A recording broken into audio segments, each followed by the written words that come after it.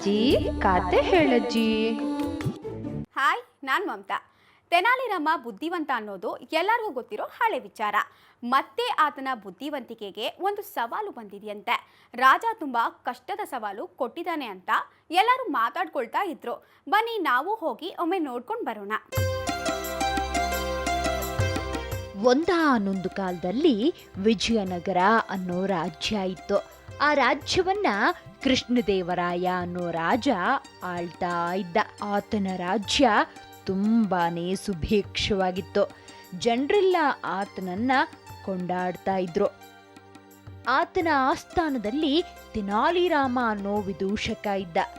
ಆತ ತುಂಬಾನೇ ಹಾಸ್ಯಗಳನ್ನ ಮಾಡ್ತಾ ರಾಜನಿಗೆ ಅಚ್ಚುಮೆಚ್ಚಾಗಿದ್ದ. ಯಾವಾಗಲೂ ರಾಜನನ್ನ ಖುಷಿಯಲ್ಲಿರಿಸಿ ಆತನಿಂದ ಸಾಕಷ್ಟು ಪ್ರಮಾಣದ ಉಡುಗೊರೆಗಳನ್ನ ತಗೊಳ್ತಿದ್ದ. ಇದೇ ಕಾರಣಕ್ಕೆ ಈತನನ್ನ ಕಂಡ್ರೆ ಉಳಿದ ಮಂತ್ರಿಗಳಿಗೆ, ಆಸ್ಥಾನಿಕರಿಗೆ ಅಸೂಯೆಯಾಗಿತ್ತು. ಹೇಗಾದ್ರೂ ಮಾಡಿ ಅವರಿಬ್ಬರ ನಂಟನ್ನ ಕಡಿತ ಮಾಡಬೇಕು ಅಂತ ಆಸ್ಥಾನಿಕರು ಆಲೋಚಿಸತೊಡಗಿದ್ರು. ಅರಮನೆಯ ಉದ್ಯಾನವನದಲ್ಲಿ ಕಾಶ್ಮೀರದಿಂದ ತಂದು ಬೆಳೆಸಿದ್ದ ಒಂದು ಸೇಬಿನ ಮರ ಇತ್ತು. ಅದನ್ನ ರಾಜ ತುಂಬಾನೇ ಇಷ್ಟಪಡ್ತಿದ್ದ. ಅದನ್ನ ಕಾಯೋಕೆ ಅಂತ ಒಬ್ಬ ಸೇವಕನನ್ನು ನೇಮಕ ಮಾಡಿದ್ದ. ಆಸ್ಥಾನದಲ್ಲಿ ಉಳಿದವರು ಆ ಸೈನಿಕನಿಗೆ ಲಂಚ ಕೊಟ್ಟು 4 ಸೇಬುಗಳನ್ನ ತಂದ್ರು. ಆ ಸೇಬು ಹಣ್ಣುಗಳನ್ನ ಇನ್ನೊಬ್ಬ ಸೈನಿಕನ ಬಳಿ ಕೊಟ್ಟು ತೆನಾಲಿರಾಮನ ಮನೆಯಲ್ಲಿಟ್ಟು ಬರೋಕ್ ಹೇಳಿದ್ರು.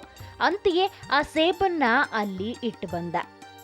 ಮಾರನೇ ದಿನ ಕೃಷ್ಣದೇವರಾಯ ಉದ್ಯಾನವನದಲ್ಲಿ ಸುತ್ತಾಡ್ತಿದ್ದಾಗ ಸೇಬು ಹಣ್ಣುಗಳನ್ನ ಯಾರೋ ಕದ್ದಿರೋದು ಗೊತ್ತಾಯ್ತು. ನಂತರ ಆ ಮರವನ್ನ ಕಾಯ್ತಾ ಇದ್ದ ಸೈನಿಕನನ್ನ ಕರೆದು ಕೇಳಿದಾಗ, ಮಹಾಪ್ರಭುಗಳೇ, ನಿನ್ನೆ ತೆನಾಲಿರಾಮ ಬಂದು 4 ಹಣ್ಣುಗಳನ್ನ ಕಿತ್ಕೊಂಡು ಹೋದ ಅಂತ ಸುಳ್ಳನ್ನು ಹೇಳಿದ್ದ. ಆಗ ರಾಜ ಕೋಪದಿಂದ, ನೀನು ಇಲ್ಲಿ ಕಾವಲುಗಾರನಾಗಿದ್ದೀಯಲ್ಲ, ತೆನಾಲಿ ಬಂದ್ರೆ ಏನು, ಅವರಪ್ಪ ಬಂದ್ರೆ ಏನು, ನೀನು ಸೇಬು ಹಣ್ಣನ್ನ ಕಾಯ್ಬೇಕಿತ್ತು ಅಂದ. ಆಗ ಆ ಕಾವಲುಗಾರ, ಸ್ವಾಮಿ, ತೆನಾಲಿರಾಮ ಸೇಬು ಹಣ್ಣನ್ನ ಕೇಳಿದಾಗ ನಾನು ಕೊಡಲ್ಲ, ರಾಜರು ಬೈತಾರೆ ಅಂದೆ. ಆದ್ರೆ ಆತ ಕೆಲ್ಸದಿಂದ ತೆಗ್ಸೋದಾಗಿ ಹೆದರಿಸ್ಬಿಟ್ಟ. ಇರೋ ಕೆಲ್ಸವನ್ನ ಕಳ್ಕೊಂಡ್ರೆ ಊಟಕ್ಕೂ ಗತಿ ಇರಲ್ಲ ಅಂತ ಅನ್ಸಿ ಸುಮ್ಮನಾದೆ ಅಂತ ಕಣ್ಣೀರಿಟ್ಟು ತೆನಾಲಿ ಮೇಲೆ ಸುಳ್ಳು ಆರೋಪ ಮಾಡ್ದ.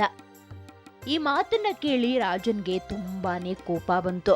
ತೆನಾಲಿಗೆ ಕಠಿಣವಾದ ಶಿಕ್ಷೆ ಕೊಡ್ಬೇಕು ಅಂತ ಆಲೋಚನೆ ಮಾಡ್ದ. ತಕ್ಷಣ ತೆನಾಲಿಯನ್ನ ರಾಜ ಸಭೆಗೆ ಕರೆಸ್ದ.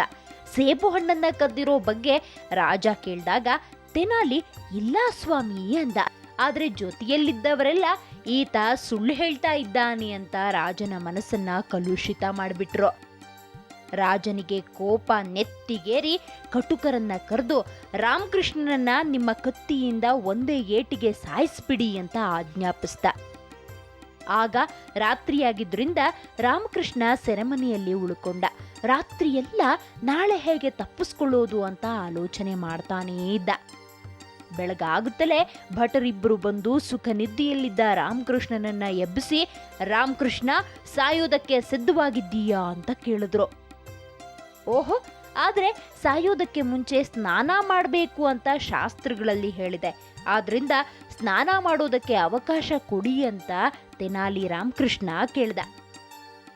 ಅದಕ್ಕೇನು, ನಿನ್ನ ಕೊನೆಯ ಸ್ನಾನ ಅಲ್ವಾ, ಕೊಳಕ್ಕೆ ಹೋಗಿ ಸ್ನಾನ ಮಾಡಿ ಬಾ ಅಂದ್ರು ಭಟರು. ರಾಮಕೃಷ್ಣ ಕೊಳದಲ್ಲಿ ಮುಳುಗು ಹಾಕಿ ನಿಧಾನವಾಗಿ ಹೊರಬಂದ. ನಂತರ ತೆನಾಲಿ, ಸ್ನಾನವಾದ ಮೇಲೆ ಪೂಜೆಯನ್ನ ಮಾಡುವುದು ನನ್ನ ಧರ್ಮ ಅಂದ. ಸರಿ, ನಿನ್ನ ಕೊನೆಯ ಪೂಜೆ ಅಲ್ವಾ, ಅದಕ್ಕೇನಂತೆ, ಅದನ್ನೂ ಮಾಡು ಅಂತ ನಗುನಗುತ್ತಾ ಭಟರು ಹೇಳಿದ್ರು. ತನ್ನ ಇಷ್ಟ ದೇವರನ್ನ ಪೂಜಿಸಿದ ತೆನಾಲಿ ಬಳಿಕ, ಸೈನಿಕರೇ, ಪೂಜೆ ಆದ್ಮೇಲೆ ಫಲಾಹಾರ ತಿನ್ನದಿದ್ರೆ ಸತ್ತ ಮೇಲೆ ಆತ್ಮಕ್ಕೆ ಶಾಂತಿ ಸಿಗೋದಿಲ್ಲ ಅಂತ ಶಾಸ್ತ್ರದಲ್ಲಿ ಹೇಳಿದೆ. ಹಾಗಾಗಿ ನನಗೆ ತಿನ್ನೋಕೆ ಏನಾದ್ರೂ ತನ್ನಿ ಅಂದ.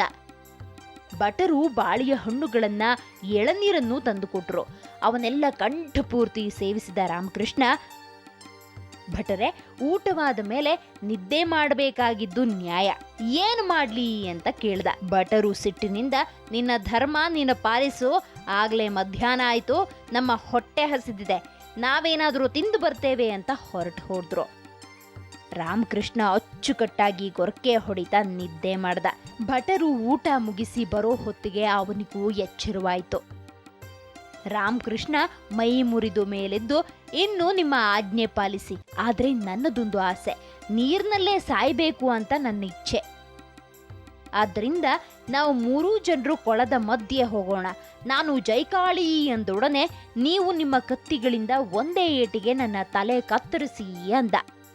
ಅದೇ ಪ್ರಕಾರ ಅವರೆಲ್ಲರೂ ನೀರಿನಲ್ಲಿ ಇಳಿದ್ರು. ರಾಮಕೃಷ್ಣ ಜೈಕಾಳಿ ಎನ್ನುತ್ತಾ ನೀರಿನಲ್ಲಿ ಮುಳುಗ್ದ. ಭಟರ ಕತ್ತಿಗಳು ಒಂದಕ್ಕೊಂದು ಬಡಿದುಕೊಂಡುವು. ರಾಮಕೃಷ್ಣ ಬಚಾವಾದ. ಸ್ವಲ್ಪ ದೂರದಲ್ಲಿ ಆ ನೀರಿನಿಂದ ಮೇಲೆದ್ದ ರಾಮಕೃಷ್ಣ. ಒಂದೇ ಏಟಿನಿಂದ ಸಾಯಿಸಿ ಎಂದು ಅರಸರು ಆಜ್ಞೆ ಮಾಡಿದ್ರು. ಆ ಏಟನ್ನ ಹಾಕಿದ್ದೀರಾ, ನಾನು ಸಾಯದಿದ್ದದ್ದು ನನ್ನ ಪುಣ್ಯ, ನೀವಿನ್ನು ಹೋಗಬಹುದು ಅಂತ ನುಡಿದು ತಾನು ಈಜುತ್ತಾ ದಡ ಸೇರ್ದ. ನಿತ್ಯ ಜೀವನದಲ್ಲಿ ಸವಾಲುಗಳು ಅತಿ ಸಾಮಾನ್ಯ ಮಕ್ಕಳೇ. ಹೀಗಾಗಿ ತಾಳ್ಮೆ ಮತ್ತು ಜಾಣ್ಮೆಯಿಂದ ಎಲ್ಲವನ್ನ ಎದುರಿಸೋದನ್ನ ನಾವು ಕಲಿಬೇಕು. ಶಕ್ತಿಯಿಂದ ಆಗದದನ್ನ ಯುಕ್ತಿಯನ್ನ ಬಳಸಿ ಸಾಧಿಸಿಕೊಳ್ಳೋದು ನಮ್ಮ ಜಾಣತನ.